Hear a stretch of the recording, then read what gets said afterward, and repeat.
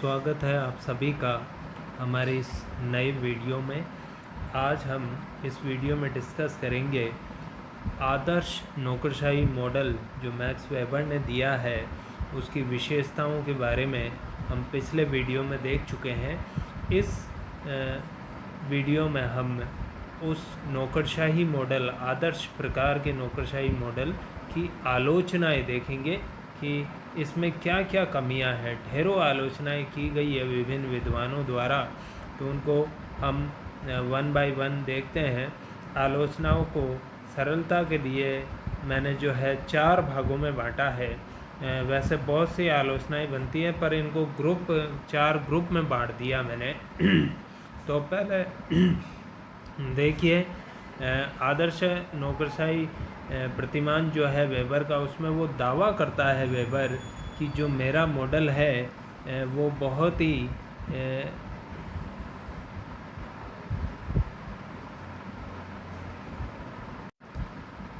Weber दावा करता है कि इस मॉडल में कार्यकुशलता, तटस्थता और सार्वभौमिकता, ये 3 तत्वों के आधार पर दावा करता है। पहला ज़रा इनको समझिए। कार्यकुशलता का अर्थ है कि जब ये नौकरशाही का मॉडल किसी संगठन में अपना लिया जाता है तो वहाँ परिणाम अच्छे से अच्छे प्राप्त होंगे, लेकिन जो साधनों का जो व्यय होगा, जो साधनों का खर्च होगा, वो कम से कम होगा। इस प्रकार से ये कार्यकुशल है, यानी परिणाम अच्छे से अच्छा और व्यय कम से कम। तटस्थता की बात करता है मॉडल, कहता है कि मेरा मॉडल तटस्थ है, वो दावा करता है मैक्स वेबर। तटस्थ का अर्थ है बिना किसी पक्षपात के, बिना किसी, चाहे राजनीतिक पक्षपात हो, चाहे कोई जो है संबंध हो किसी के साथ, किसी प्रकार की मित्रता हो, इन सब को वो इग्नोर करता है और बिल्कुल तटस्थ रहते हुए जो है विवेकशीलता या तार्किकता के आधार पर निर्णय करता है। एक बताया वेबर ने कि सार्वभौमिक है मेरा मॉडल। सार्वभौमिक कैसे है कि सभी कामों पर इसको लागू कर सकते हैं, सभी संगठनों में इसको लागू कर सकते हैं, सभी देशों में और सभी काल और परिस्थितियों में इसको लागू किया जाता है। यूनिवर्सल सार्वभौमिक का अर्थ है कि हर जगह, हर काम में, हर परिस्थिति में, हर देश में, हर प्रकार के संगठन में, चाहे सरकारी हो चाहे निजी हो, सभी जगह इसको लागू कर सकते हैं। तो ये 3 दावे किए वेबर ने। अब इन 3 दावों के आधार पे ही हम 3 बड़ी आलोचनाएं इसकी बनाते हैं। देखिए, पहला है, जैसा वेबर ने कहा, मॉडल कार्यकुशल है, यानी परिणाम अच्छे से अच्छा देगा, लेकिन खर्च जो है, लागत जो है कम से कम आएगी। तो इसके बारे में विद्वान कहते हैं कि ये मॉडल कार्यकुशल नहीं है। विद्वानों के अनुसार क्या कमियां इसमें जो कार्यकुशलता में बाधा पहुंचाती है, उनको एक एक करके देखते हैं। सबसे पहला विद्वान कहते हैं कि इसमें नियमों की पालना, यानी नौकरशाहों से अपेक्षा की जाती है कि बिल्कुल नियम और प्रक्रिया के अनुसार कार्य करें। तो नौकरशाह क्या करते हैं, नियम प्रक्रिया का पालन ही उनका मुख्य काम बना लेते हैं। वो तो ये देखते हैं कि नियमों में है कि नहीं है। नियमों में नहीं है तो फिर चाहे कितना भी जायज़ काम क्यों ना हो, वो उसको नहीं करते हैं।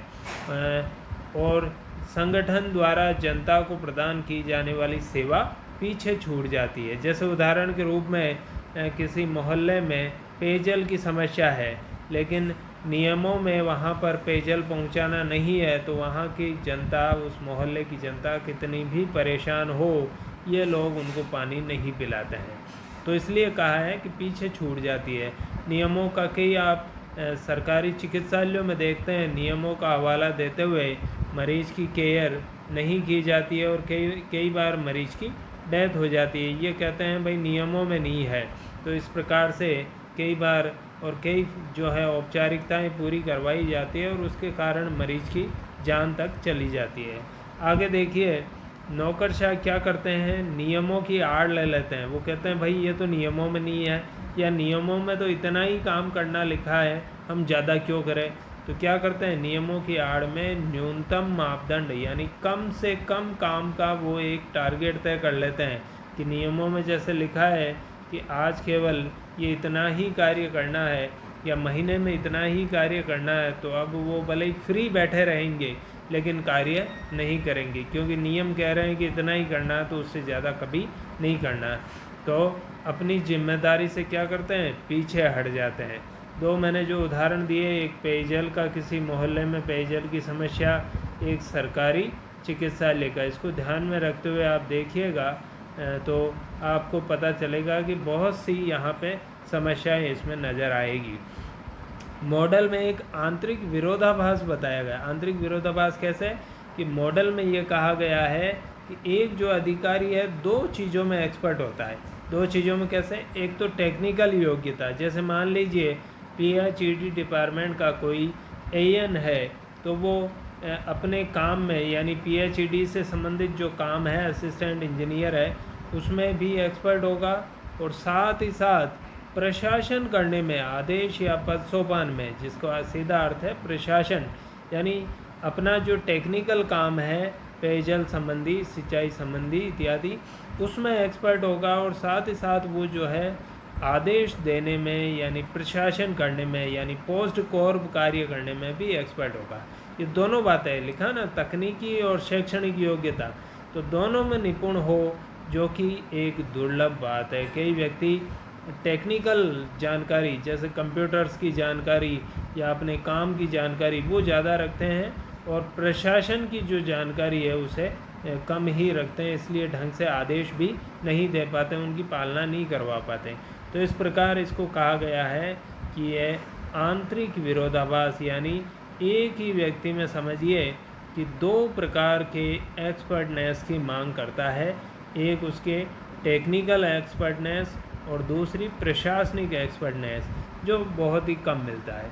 उसके बाद कहा है ये मॉडल अधिकारियों को परिवर्तित परिस्थितियों के अनुसार काम करने की छूट भी नहीं देता। क्यों? क्योंकि यह कहता है कि काम बिल्कुल नियमों के अनुसार करो, परिस्थिति चेंज हो गई तो भी कोई दिक्कत नहीं, काम उसी के अनुसार होगा। और फिर एक और बड़ी बात है, अनौपचारिक संगठनों को, अनौपचारिक संगठन हमने एल्टन मेयो का जो चैप्टर है उसमें देखा, फर्स्ट ईयर में आपने देखा होगा। अनौपचारिक संगठन व्यक्ति जो काम करते हैं उनके आपसी सामाजिक संबंधों के कारण छोटे छोटे संगठन बन जाते हैं, वो उसमें विभिन्न प्रकार की चर्चाएं करते हैं, विभिन्न जो समस्याएं आती हैं उनके ऊपर बातचीत करते हैं, काम से संबंधित बातें करते हैं, तो वो उनकी कार्य कुशलता बढ़ाते हैं संगठन। लेकिन वो संगठन के छाया संगठन है, यानी संगठन में उनको शामिल नहीं किया जा सकता। तो ये कार्य कुशलता बढ़ाते हैं अनौपचारिक संगठन, लेकिन इनको ये जगह नहीं देता। इसके अलावा एक और बड़ी कमी है, हर बात के क्या रखे जाते हैं, लिखित रिकॉर्ड। लिखित रिकॉर्ड रखने से कार्य में विलम्ब होता है, सबसे बड़ी बात, समय की बर्बादी होती है, और औपचारिकता यानी फॉर्मेलिटीज़ बढ़ जाती है। एक पेशेंट, आपने देखा होगा कई पेशेंट जिनको चिकित्सालय में भर्ती किया जाना है, उसकी हालत बड़ी गंभीर है, यानी उसका तुरंत उपचार शुरू न किया तो उसकी मृत्यु हो जाती है। कई बार ऐसा होता है कि उसकी भर्ती करने से संबंधित जो औपचारिकताएं हैं, पर्चियां बनवाना, रिपोर्ट्स जांचें करवाना, और उसके बाद जो है चिकित्सक के आने का इंतज़ार करना, क्योंकि जो चिकित्सक ड्यूटी पे हैं वो उसको नहीं देख सकते हैं, उसके एक्सपर्ट नहीं हैं, तो दूसरे चिकित्सक आते हैं। इस प्रकार से डिले हो जाता है, और इस डिले के दौरान उसकी मृत्यु हो जाती है। तो इस प्रकार से हम उसे, जैसे मानिए खून की आवश्यकता है तुरंत, और खून जो है उसको तब तक नहीं दिया जा सकता जब तक कि फॉर्मेलिटी ना हो जाए। धन की आवश्यकता, ऑपरेशन की आवश्यकता है, लेकिन जब तक धन जमा नहीं करवा दिया जाता, आवश्यक फ़ीस जमा नहीं करवाई जाती, तब तक उसका इलाज शुरू नहीं होता है। तब तक हम देखते हैं कि कई पेशेंट्स की डेथ हो जाती है। इसलिए कहा है कि औपचारिकता बढ़ती है और विलम्ब होता है। हर बात का लिखित रिकॉर्ड रखना गलत माना गया है, आलोचक ये कह रहे हैं। उसके बाद दूसरी आती है, वेबर ने कहा मॉडल मेरा सार्वभौमिक है, यानी हर काम में लागू होता है, हर देश में लागू होता है, लेकिन ऐसा नहीं है। आलोचक मॉडल आलोचकों के अनुसार मॉडल सभी कार्यों, सभी काल, सभी परिस्थितियों के लिए उपयोगी नहीं है। आलोचक कहते हैं ये तो केवल रूटीन जो कार्य है, यानी जो कार्य रोज़ होते रहते हैं, एक जैसे कार्य, उनको रूटीन कार्य कहेंगे, उनके लिए तो ठीक है, लेकिन जो नए प्रकार के कार्य जो कभी कभार ही होते हैं, नवीन कार्य या विकास करने संबंधी कार्य है या रचनात्मक कार्य है, तो उनके लिए क्रिएटिव कार्य जो कभी कभार होते हैं, एकदम नए प्रकार के कार्य हैं, उनके लिए ये मॉडल उपयोगी नहीं है। इसके अलावा कहा है विकासशील देशों में ये मॉडल बहुत ही ज़्यादा फेल हुआ है। भारत में पिछले 70 से अधिक सालों का जो अनुभव है नौकरशाही, हमारा जो विकास जितना होना चाहिए था, हमने जो नौकरशाही अपनाई, ये अंग्रेज़ों के द्वारा दी गई मॉडल है। और हमें जो है विकास, अंग्रेज़ों का जो कार्य था वो था कानून और व्यवस्था और लगान की वसूली, उसके लिए तो उचित थी है, लेकिन हमने आज़ादी के बाद देश का आर्थिक सामाजिक विकास करने का लक्ष्य हाथ में लिया, लेकिन ये उसके लिए सूटेबल नहीं है। देश का उतना विकास नहीं हो पाया है जितना होना चाहिए था।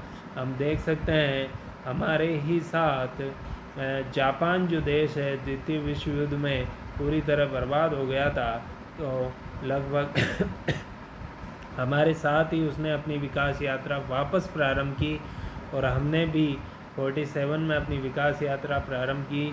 जापान आज कहाँ पहुँच गया है और हम कहाँ हैं, उसका एक बड़ा कारण कहा जा सकता है कि भारत में जो नौकरशाही अपनाई गई है, ये वो नौकरशाही वही है। इसने भले ही नौकरशाह भारतीय है, अब सारा चेंज हो गया है, लेकिन इसकी जो मानसिकता है वो अभी भी अंग्रेज़ों वाली है। और आप जब भी कार्यालयों में जाते हैं, सरकारी कार्यालयों में बड़े किसी अधिकारी से आप बात करते हैं, तो आप देखेंगे कि पूरी तरह जो है घमंड और गौरव अपनी बातों में दिखाएगा और आपको बिल्कुल तुच्छ प्राणी समझेगा। ये एक बड़ा कारण है कि मानसिकता जो है नौकरशाहों की वो अभी तक वैसी ही है जैसे अंग्रेज़ अधिकारियों की होती थी। अंग्रेज़ अधिकारी भारतीय जनता को बड़ा ही दोयम दर्जे का व्यवहार उनके साथ करते थे और स्वयं को बहुत ही सुपीरियर और अपर क्लास का मानते थे। आज भी आप बड़े जो प्रशासनिक अधिकारी आप यदि जाते हैं तो आप खुद अनुभव करेंगे कि आज भी व्यवहार हम भारतीयों के साथ, आम जन के साथ सरकारी कार्यालयों में वैसा ही होता है। जबकि कहा गया है कि वो लोक सेवक हैं, लोक सेवक हैं। लोक सेवक होने के स्थान पर वो जनता के मालिक बन जाते हैं और ऐसा व्यवहार करते हैं जैसे वो मालिक हो। तो इस प्रकार से ये मानसिकता अभी भी बनी हुई है। इसलिए कहा है कि विकासशील देशों में तीव्र विकास करना है और उसके लिए तीव्र परिवर्तन करने होते हैं, लेकिन ये मॉडल ऐसा करने में अक्षम है क्योंकि ये तो नियमों के अनुसार चलता है, धीमी गति से चलने वाला मॉडल है, इसमें फास्टनेस बिल्कुल नहीं है। एक विद्वान हुए हैं वारेन बेनिस, उन्होंने बड़ी अच्छी बात कही है कि नौकरशाही जो है बीते युग की बात है। नौकरशाही तब जब यूरोप के देशों का शासन था, एशिया अफ्रीका के देशों पे, उस ज़माने की बात है। लेकिन आज जो है विकास के लक्ष्य हैं हमारे सामने, ऐसे में ये वर्तमान में इर्रेलिवेंट यानी अप्रासंगिक हो गई है। माइकल क्रोजियर एक बड़े महान विद्वान, उन्होंने नौकरशाही के बारे में बड़ा सटीक लिखा है कि नौकरशाही एक जड़ संगठन है। जड़ का मतलब है जमा हुआ, गतिशील नहीं है, उसमें मूवमेंट नहीं है, एक जगह स्थिर है और अपनी गलतियों से बिल्कुल नहीं सीखता है, बार बार वही गलतियां करता है जो पहले की थी और परिणाम जो होता है उल्टा होता है, फिर भी उसी कार्य को करता है। तो ये वारेन बेनिस और माइकल क्रोजियर के कथन आज के समय में कुछ नए प्रकार के संगठन उद्भव हो रहे हैं, ख़ास तौर से जो नए कार्य हैं। अभी हमने देखा नए रचनात्मक और विकास संबंधी कार्यों के लिए फेल है नौकरशाही, इसलिए कुछ नए संगठन उत्पन्न हो रहे हैं, मैट्रिक संगठन जैसे प्रोजेक्ट संगठन। इनमें क्या होता है, सत्ता एक व्यक्ति की होने की बजाय समूह की होती है, पूरा एक ग्रुप मिलके काम करता है किसी कार्य पे और पूरे गाँव जो है ग्रुप में सत्ता होती है, न कि एक व्यक्ति। इस तरह का नहीं होता है इसका ढांचा, ये बड़ा पद सोपान ढांचा नहीं होता है। इसलिए ये संगठन काफ़ी लोकप्रिय हो रहे हैं आज के समय में, ख़ास तौर से नवीन कार्यों के लिए इनका बड़ा महत्व है। प्रोजेक्ट संगठन बनाया जाता है, विभिन्न विभागों से अलग अलग व्यक्तियों को लेके मैट्रिक संगठन बनाया जाता है और उनको एक समूह में रखा जाता है। इस प्रकार से उसमें व्यक्ति टू व्यक्ति किसी को आदेश नहीं दिया जाता है। फिर आया मॉडल तटस्थ नहीं है। तटस्थ का भी मैंने कहा कि बिना पक्षपात के कार्य करता है, लेकिन आलोचक कह रहे हैं ऐसा नहीं है, ये पक्षपात करता है, अपनी सीमाओं को लांघता है। कैसे? नौकरशाही अपने कार्य क्षेत्र से बाहर जाकर राजनेताओं के अधिकार, देखिए दो चीज़ें हम जानते हैं, एक तो होता है नीति निर्माण, नीति का निर्माण करना, और एक होता है नीति को लागू करना। ये दो कार्य हैं सरकार के। नीति निर्माण जो कार्य है वो हमारे जनप्रतिनिधियों का है, हमारी जो राजनेता है जिनको हमने चुन के भेजा है, जिन्होंने सरकार बनाई है, उनका कार्य है पॉलिसी बनाना, उस पॉलिसी को लागू करना नौकरशाही का काम है। लेकिन यहाँ क्या होता है कि ये नौकरशाही इतनी ज़्यादा चालाक है कि इन राजनेताओं का जो काम है क्या, नीति निर्माण, उस पर भी ये हक जमाने लगती है, नीति निर्माण का कार्य अपने हाथ में ले लेती है। कारण यह है कि राजनेता जो है ज़्यादा टेक्निकल बातों की जानकारी नहीं रखते हैं और उनको इतना ज्ञान नहीं होता है प्रशासन का, इसलिए नौकरशाही बड़े ही घाघ तरीके से इन नेताओं की सत्ता अपने हाथों में ले लेती है, जबकि सत्ता नेताओं की है। तो लिखा है राजनेताओं के अधिकार नीति निर्धारण को हथिया लेती है, एक चीज़। दूसरी चीज़ है कि ये जिस वर्ग से आती है, अभी मैंने कहा एक अपर क्लास एक बड़ा ही अलग क्लास समझती है अपने आप को, तो जिस वर्ग से आती है उस वर्ग की मानसिकता को ये बिल्कुल नहीं छोड़ती है। यानी एक कार्यालय में मान लीजिए, एक कार्यालय में एक आईएएस है और एक दूसरा आईएएस यदि कहता है कि ये काम करना है तो बिल्कुल कर देंगे, लेकिन वही काम करने के लिए एक आम व्यक्ति, साधारण व्यक्ति यदि आईएएस के पास जाता है और कहता है कि ये काम कर दीजिए, तो वो उसमें कई नियमों का हवाला दे देगा और हो सकता है मनाही कर दे। इसलिए कहा है कि अपना जो वर्ग है उसकी तो ये बड़ी तत्परता से सेवा करती है, लेकिन जिसकी सेवा के लिए इसको लगाया गया है, आम जन की सेवा, वो बिल्कुल ये नहीं करती है, उसमें ना नकर करती है और इस प्रकार से ये मालिक बन जाती है, जबकि इसको होना चाहिए सेवक। तो तटस्थता इसमें नहीं है। कुछ और आलोचनाएं हम देख सकते हैं। एक ये आलोचना है कि वेबर का जो मॉडल है, इसके जो वो 10 तत्व हैं वो वर्णन करते हैं कि ये होता है, लेकिन ये नहीं बताते हैं कि उनमें आपस में क्या संबंध है। यानी पारस्परिक क्रिया और निर्भरता, यानी जो 10 तत्व हैं उनको एक दूसरे से लिंक नहीं किया गया है, वो खुले हैं, स्वतंत्र हैं। कार्ल फ्रेडरिक एक विद्वान हुए, उन्होंने कहा कि वेबर का जो मॉडल है आदर्श कुछ भी नहीं है नौकरशाही में। अभी हमने जितनी आलोचनाएं देखी उसके हिसाब से तो ये बहुत ही घटिया है, इसमें आदर्श जैसी बात नहीं है। आदर्श यानी आइडल उसे कहते हैं जिसे आम जन फॉलो करे, यानी सब उससे प्रेरित हो, लेकिन ये प्रेरित करने जैसा कुछ नहीं है। मानसिकता इसकी औपनिवेशिक अंग्रेज़ों के शासन वाली है, अपने वर्ग की सेवा करता है, राजनेताओं का अधिकार हथिया लेता है, कार्य का धीमापन है, भ्रष्टाचार है, कई चीज़ें नए कार्यों के लिए उपयोगी ही नहीं है। इतनी कमियां होने के बाद आप किसी को आदर्श कैसे कह सकते हो? इसलिए कार्ल फ्रेडरिक कह रहे हैं कि ये आदर्श कुछ नहीं होता नौकरशाही में। फिर ये इसने वेबर का जो मॉडल है उसका सही नाम है आदर्श प्रकार का नौकरशाही मॉडल। तो कार्ल फ्रेडरिक कह रहे हैं दो शब्द ये एक दूसरे के विरोधी। आदर्श होता है केवल एक, ठीक है, अल्टीमेट होता है वो जिसे प्राप्त करना ही है। प्रकार शब्द आप जोड़ देते हो तो इसका मतलब आदर्श में ही एक प्रकार, दो प्रकार, तीन प्रकार, चार प्रकार, कई सारे प्रकार हैं। तो आदर्श तो एक ही होता है, उसके प्रकार नहीं होते हैं।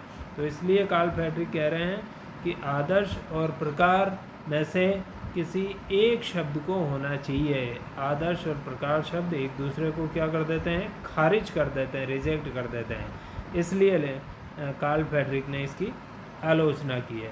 इसके उपरांत लास्ट में हम देखते हैं आलोचनाएं की है, हमने विशेषताएं देखी है, तो निष्कर्ष रूप में हम क्या लिख सकते हैं कि निष्कर्ष रूप में हम देखेंगे कि वेबर के मॉडल में कुछ अच्छे तत्व भी हैं और कुछ बुरे तत्व भी हैं। तो देखिए वेबर के मॉडल में योग्यता को वरीयता, इसमें कहा कि योग्य व्यक्ति का ही चयन होता है, पहली विशेषता थी। पदों पर स्वामित्व, ये बढ़िया बात कही है कि पद जो मिलते हैं जनता की सेवा करने के लिए मिलते हैं, उसमें मालिकाना हक नहीं होता है किसी अधिकारी का। ये कुछ सकारात्मक बातें हैं, लेकिन अनेक तत्व नकारात्मक है। नकारात्मक अभी हमने देखे हैं। फिर भी वेबर अपने मॉडल की कमियों से परिचित थे, अतः उन्होंने आदर्श प्रकार का मॉडल बनाया, न कि वास्तविक। वेबर ने कहा कि यह कोई लक्ष्य नहीं है जिसे आप 100% ढंग से प्राप्त करो, बल्कि आप तो ये देखो कि इनमें से कितनी अच्छी विशेषताएं हैं जिनको आप अपना सकते हो। तो उन्होंने अपने मॉडल को स्थायी और कुशल बताया। किस संदर्भ में बताया स्थायी कुशल? परंपरागत नौकरशाही, यानी जो ऐसी नौकरशाही थी जो पूरी सनक पे चलती थी। जैसे उदाहरण के रूप में मध्यकाल में यूरोप की नौकरशाही, या भारत में जो रियासतों की जो नौकरशाही थी वो एक राजा विशेष की सनक पे चलती थी, एक जो है सामंत की सनक पे चलती थी। तो उससे तो कम से कम वेबर का मॉडल बढ़िया है। इसलिए कहा है कि परंपरागत नौकरशाही के से अपना मॉडल अच्छा कहा है। और आज हम नौकरशाही का प्रभाव कम करने की बात, हमने बात की कि मानसिकता इनकी गई नहीं है, वही है। हमने लक्ष्य विकास का अपनाया है, लेकिन विकास के अनुसार ठीक नहीं है। तो हम क्या कर रहे हैं, समय के साथ साथ नए संगठन जैसे मैट्रिक्स संगठन, परियोजना संगठन आदि बना रहे हैं। तो ये हम क्यों बना रहे हैं? क्योंकि हम वेबर का अनुभव देखते हैं। पहले वेबर के मॉडल का अध्ययन करने के बाद ही हम जो है नौकरशाही का प्रभाव कम करने की बात करते हैं। यानी आप पहले इसको समझे तो सही, इसको लागू तो करें, उसके बाद आप देखेंगे कि इसमें ये कमियां हैं, तो फिर उसका प्रभाव कम करने के लिए आप कुछ उपाय करते हैं। जैसे मैट्रिक्स संगठन हो सकता है, आपका परियोजना संगठन हो सकता है, लेकिन उसके लिए आपको वेबर का मॉडल पहले एक बार देखना तो पड़ेगा। इस प्रकार से मॉडल में नकारात्मक और सकारात्मक दोनों प्रकार के तत्व हैं जिनका हम उल्लेख निष्कर्ष में कर सकते हैं। इस वीडियो में इतना ही। अगले वीडियो में हम एक नया प्रश्न लेंगे कि विकासशील देशों में मैक्स वेबर का जो मॉडल है वो कितना उपयोगी है। अभी हम देख चुके हैं एक पॉइंट, अभी हमने देखा कि विकासशील के बारे में कहा है कि विकासशील देशों में तीव्र आर्थिक और सामाजिक विकास करना है, और आलोचना आई थी कि वेबर का जो मॉडल है तेज विकास करने के लिए उपयोगी नहीं है, क्योंकि इसमें नियम, प्रक्रिया, लिखित रिकॉर्ड, औपचारिकता इतनी ज़्यादा है कि ये बहुत स्लो हो जाता है। इसलिए हम देखेंगे कि आगे और भी कई सारे पॉइंट्स आएंगे जिनके माध्यम से हम समझेंगे कि वेबर का मॉडल विकासशील देशों के लिए क्यों उपयुक्त नहीं है। फ़िलहाल इस वीडियो में इतना ही। तब तक के लिए धन्यवाद।